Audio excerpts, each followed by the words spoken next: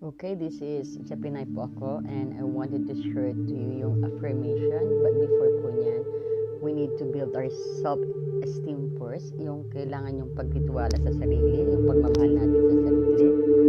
Para po matuloy po matanggal ang mga negativity, ma-erase po sa subconscious mind natin ang mga negative na hindi pong nakakatulong sa ating pag-unlad. Okay. Mayroon pong 3 habits po ang self-esteem. And if you would like to build your self-esteem, remember to love yourself.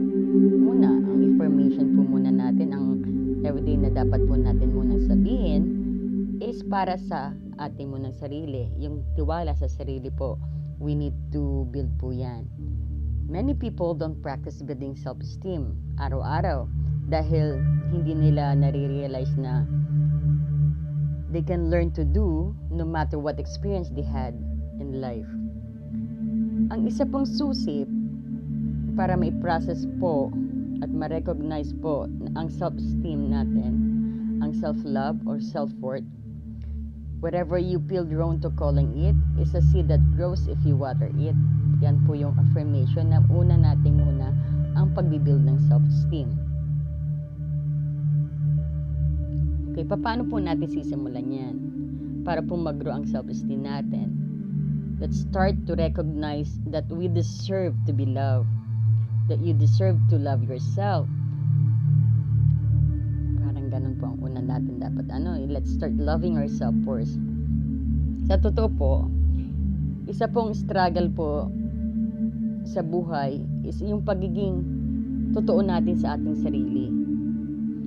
Nasaktan tayo dati. Sometimes na hinahide natin po yung sarili natin na kaya nating pagtanggol ang ating sarili, but deep inside we are hurt. Yan po ang one reason. So kailangan po is, gusto ko pong italakayin sa inyo yung loving yourself, na that we practice loving ourselves, we develop a certain trust that bring us closer to being true to ourselves. For some of us, this is easier said than if we're finding that you're saying or doing things just to appear others, then you're denying your sole purpose. Baga, we have our purpose in life, but we still keep denying it. Kaya hindi po lumalabas the true who we are. So, lagi nating isipin na we are unique and beautiful soul because we are created by God, by our Creator. So, ina-encourage ko po kayo na let's make an affirmation, loving yourself. Lagi po natin, everyday po na let's, puriin po natin yung sarili natin everyday. You could do it in front of the mirror, before you sleep, and while you're unwinding. Say something good about yourself everyday. Begin to trust yourself. So, maraming beses po na na-unsure tayo sa sarili natin. We constantly second-guess our decision or we make that based on another around us. Why are we so willing to trust other but not ourselves? Yung ba naisip nyo na dapat natin itanong sa ating sarili, bakit pinagtitiwala mong ibang tao than yourself? Because your lack of self-esteem. So, always remember, you are unique and you have a beautiful soul. Medyo mahirap, but when it comes na pag lagi mong ginagawa, you will start to plant, you will start to grow. Sa hirap po ng buhay ngayon talagang yung sarili po natin nalalockdown. Minsan nakakapag-judge po tayo at nagko-compare po tayo sa ibang tao. Bakit siya ganon? Bakit ako hindi ganyan? Parang ganon po ba? So, yan po yung culture at nalaman natin sa ating mga magulang. Kasi you're judging other people, nag-curse ka sa other people, but you didn't see yourself. So, yeah, we need to start to judge ourselves first before judging other. Because that's what we thought na masyado tayong ingitera, we're jealous, okay? Because wala tayong kumpiyansa sa sarili. And we start to compare your life to other life. So that's not no way to live happy and loving life, di ba? You're constantly being chased something that is untrue to your divine being. So ito po ang benefits of being true to yourself. There's no wrong way if you're loving yourself. Yung inner child mo, yung inner child po natin, which is the Holy Spirit and soul that God's given us, yung inner compass, yan po yung nag-guide po sa atin. But he or she still remains asleep because we're not awakening it. We are not awakening our inner self. And para siya maging buhay, we need nagisingin natin siya in a nice way, na paunti-unti, para malaman niya na, oy, gising ka na, you need to guide me, you need to but with your help, that you need to do something na para mag-guidean ka to build your self-esteem, para ilabas yung best version natin ng sarili natin. Yung inner child natin, yan po yung guidance natin, but still remain asleep. So, dapat po natin talagang mag-join force para show the real you. So, maniwala po kayo. Trust me. Loving yourself, always be true, and the best version of yourself will come out. Okay, being true to yourself, it's a constant decision that we make daily. And don't think that just because you made a mistake, your failures is gonna be happening every day, all over again. So you need to cut it down. Ang buhay po ay isang learning experience po yan eh. Sometimes we make decision true to us and sometimes we don't do it. Okay, because we learn, pero we're not applying it. We're not doing it. We're not defined by the mistake we make. Tandaan niyo po yan. Hindi po tayo, remove that guilt. Okay? So, i-allow po natin yung self natin to let go of negative self-talk. Pag ginawa niyo po ito, you will notice yung powerful shift na nasa loob ninyo, yung inner self ninyo inside of you.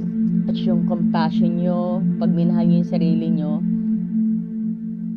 malalaman nyo yung pinaka-best version ng sarili nyo. Yung we become more compassionate towards ourselves and we stop judging others. So, pag nalaman na po natin mahalin ang sarili natin, napapansin nyo na hindi na kayo nag-judge sa ibang tao. Na-erase na po yung fast decisions of action nyo. Natuto na po tayo sa ating pagkakamali. And kailangan po natin, let's move on. Next movement na dapat natin gawin. Once na ginawa po natin yan, 100%, the inner self of you, yung inner child, yung magigising. Dahil pure yung inner child natin eh. That's our soul. Pure po siya. Ayaw niya ng mga negative. Ayaw niya ng mga gossip. Ayaw niya. She will be awakened kapag you started sitting it. Gisingin mo slowly. Parang bata po ang soul natin that we need to awaken it for us to be guided. Tsaka tandaan niyo po, when we are compassionate sa sarili natin at sa ibang tao, napakadali pong i-adapt ang changes sa buhay natin. Napakadali po. And second po is bravery.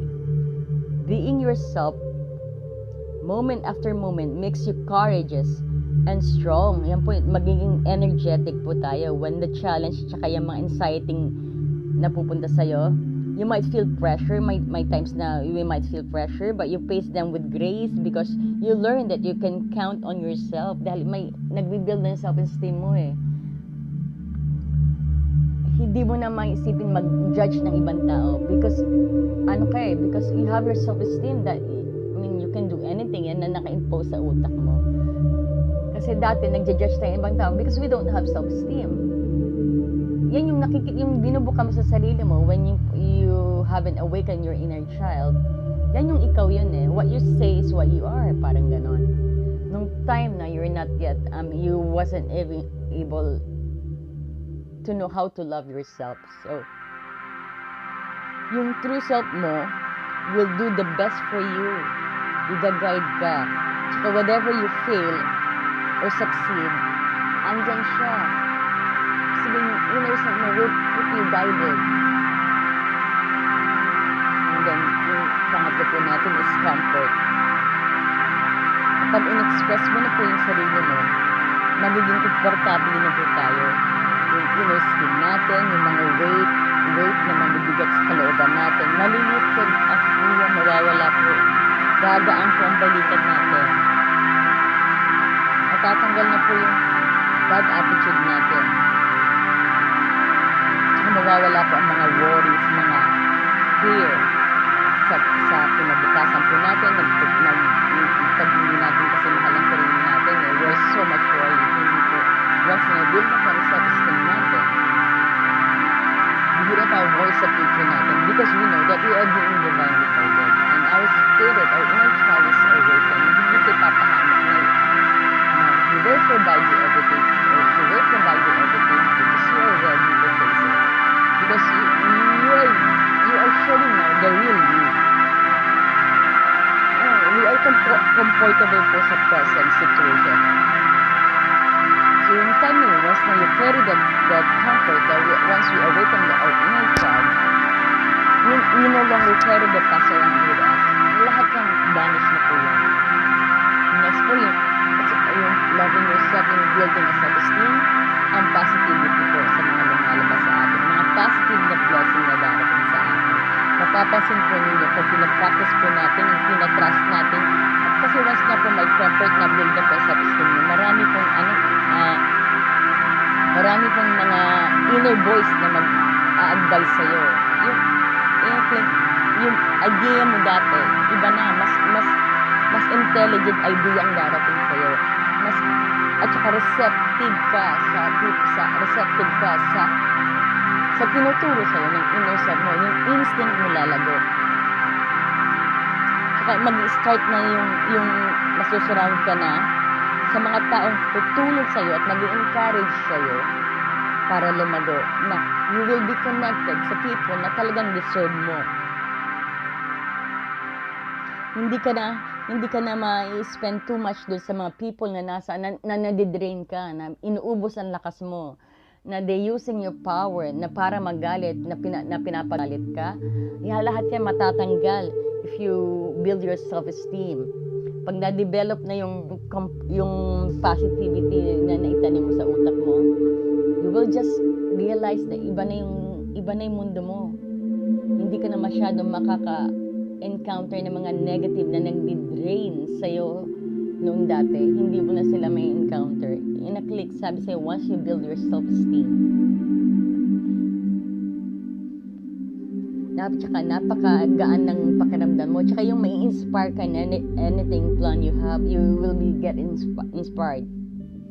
Tsaka yung mga kailangan natin sa buhay, yung mamimit natin kaagad, madali natin matutugunan. Kasi you're building your self-esteem. I can do it. Ngayon. Tsaka magiging happy tayo. Yung lahat ng makakasalumuha mo is masaya, nakagaya mo. Tsaka lahat ng mga suliranin, napakadaling lutasin na yan if you build your self-esteem. So, kailangan each day, we have to learn to love ourselves. I-build natin yung self-esteem natin that we can do anything. Tsaka alam naman po natin na God wants us to be happy and we deserve to be happy. At yung hope natin na talagang yung belief natin, yan yung value of pursuing our dreams, na yung hope, faith, and happiness. At saka health, success, yan yung what we deserve, okay? Okay, let's build a habit let's start building a habit for building our self-esteem. I-build na po natin yung mahalin natin ang sarili. So, there are many ways to help our build esteem along our journey for being true self sa ating sarili. So, let's keep a journal po. Number 1 po gawin natin is keep a journal. Write down your experience, how you felt about them, and whatever you dealt within. Once na na-build na po ang self-esteem nyo, write down nyo po yung pagbabago. Make it, gawa po kayo ng journal nyo. Ito po, you need to be, you need to know yourself po to build your self-esteem. So kailangan mo isulat mo yung mga positive na nagawa mo. Help your inner child to wake up. Dahil very positive impact po pag nagising po natin ang inner child natin. At pangalawa po is yung let's practice po yung meditation.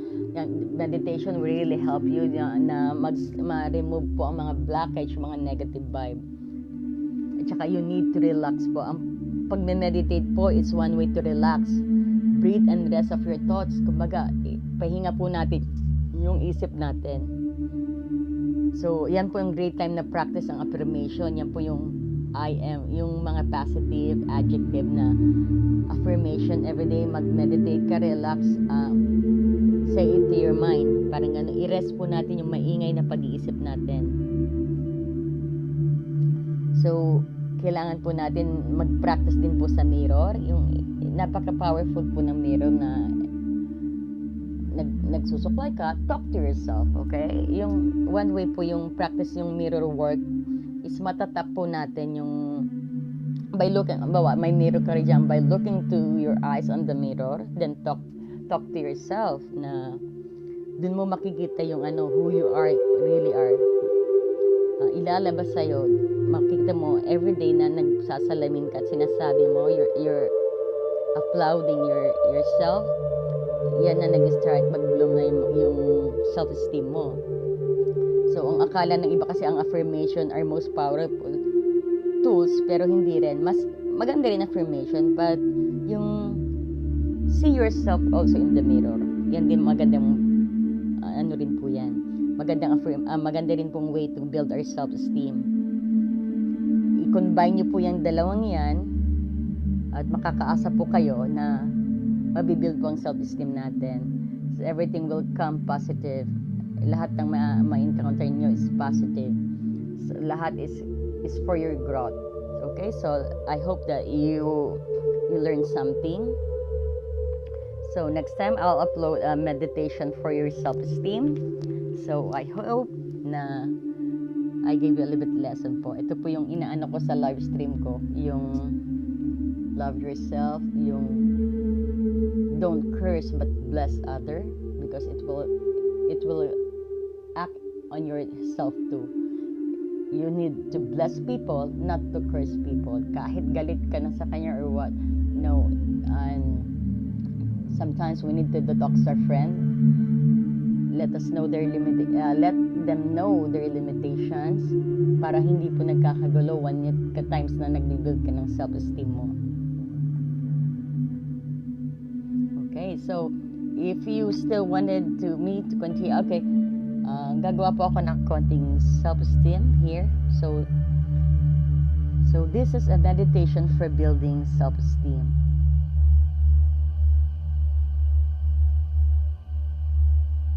No person, place, or thing has any power over me unless I give it, for I am the only thinker in my mind.